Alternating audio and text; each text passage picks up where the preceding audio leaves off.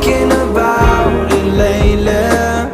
Does it ever drive you crazy? Just how fast the night changes everything that you've ever. We're only getting older, baby, and I've been thinking